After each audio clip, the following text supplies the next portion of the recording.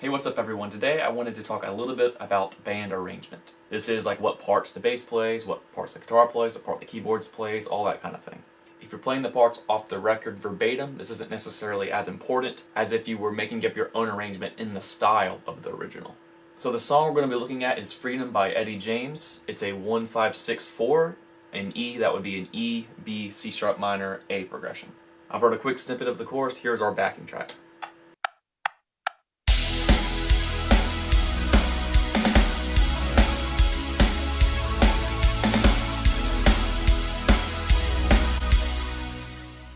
It's just drums and some synthesizer in the background. So let's talk about arranging a piano, a bass, and an electric guitar part. When you have multiple members of the band, there's a lot of things going on, and so each member of the band doesn't have to take up the entirety of the sonic space by themselves.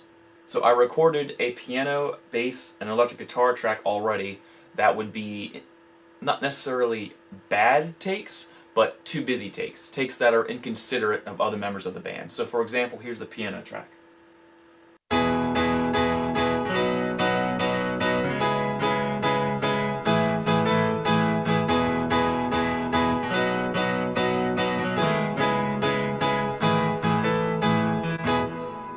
Here it is in context.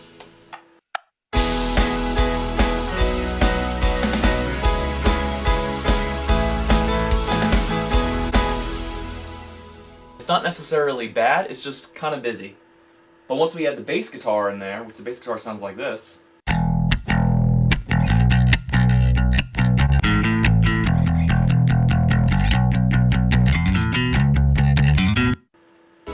it'll get to sound really busy and really dense really quick.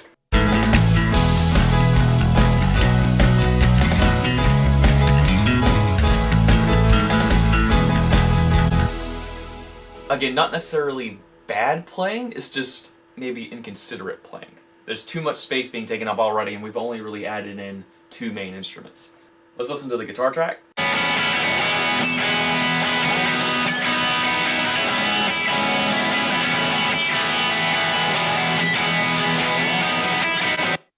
Again, not necessarily bad, it's trying to take up too much space. In the full context of the full band.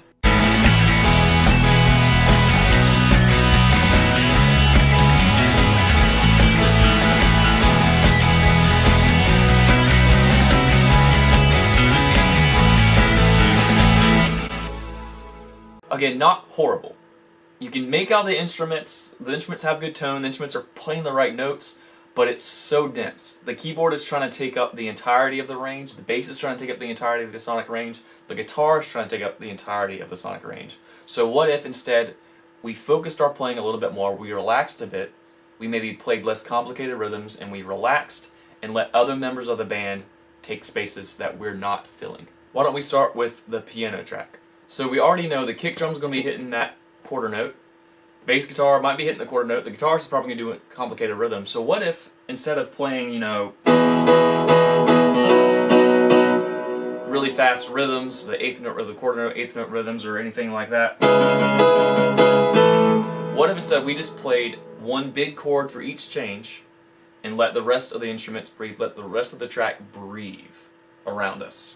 So it would sound like this.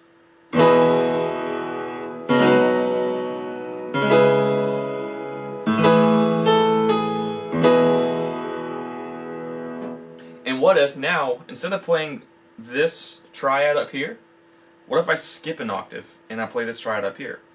Because the guitar, as we'll see when we get to the guitar, is naturally going to fit right in these notes, right in this range. So if we skip an octave, we're going to leave that range for the guitar, and if we play these big wide notes, wide chords, wide inversions, and whole note notes, the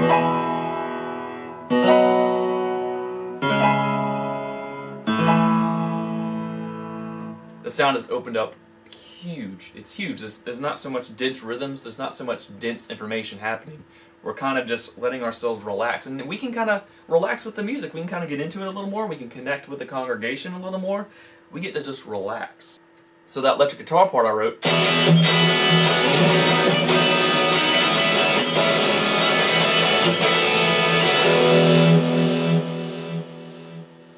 It's a cool sound and it's a huge sound, but it's inconsiderate of the other instruments. And it's really busy and dense. And really, if we have a keyboard or a synthesizers holding down those lower notes, we really don't need to play the low E, A, or D strings at all. And remember how we skipped that octave on the piano? If we play maybe naturally past the 5th or 7th fret, we will naturally be taking up that octave that we skipped on the piano. And since the piano is doing those big, huge voicings with that whole note rhythm, we can actually take over the more complicated or fast rhythms. So we can do something like this.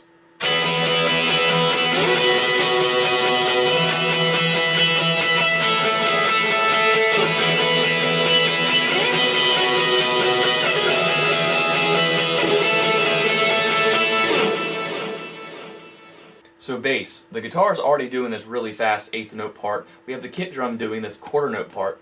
What if we also relax, like the piano? Instead of playing this,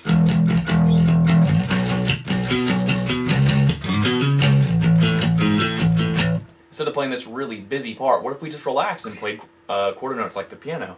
And that way the kick's going to hit on that quarter note, but with us playing whole notes, we're going to naturally be there right after that kick hits. Our whole notes are going to come through.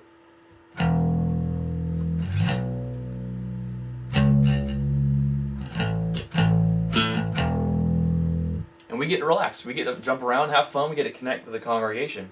We get to relax and just have fun. So that we've refocused our arrangement, we've kind of made space for the other instruments, we've relaxed, we're kind of playing in different ranges or playing different rhythms so that things are contrasted, so that we're all not playing the same thing. Let's listen to the parts that we made in isolation, and then we're going to listen to the original messy version and then the tighter version. So here is the piano in isolation.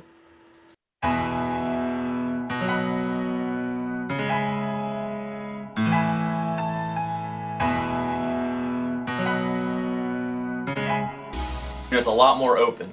There's that big old gap in the middle of the piano that we're leaving for the guitars.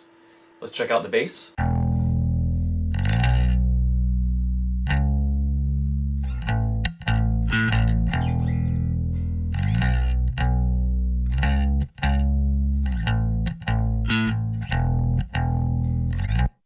It's leaving a lot of that extra 8th note rhythm for the guitars, and it's leaving space for the kick drum quarter notes. Check out the electric guitar.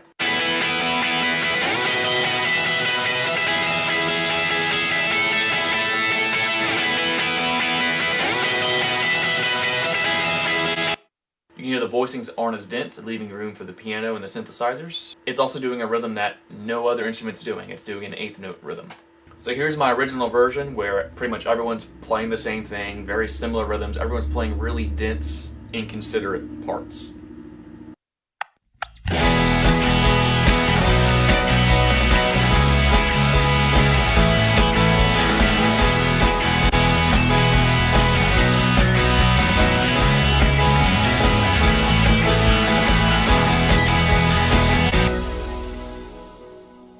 Just very dense.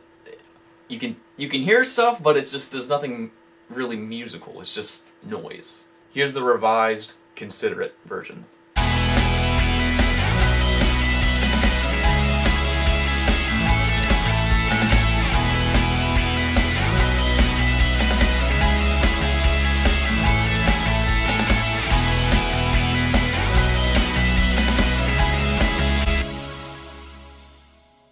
Without equalization or compression or anything at the sound console, without changing the tone of our instruments at all, just the arrangement we're playing opens up the song. It leaves space. It creates a sense of musicality that wasn't necessarily there before.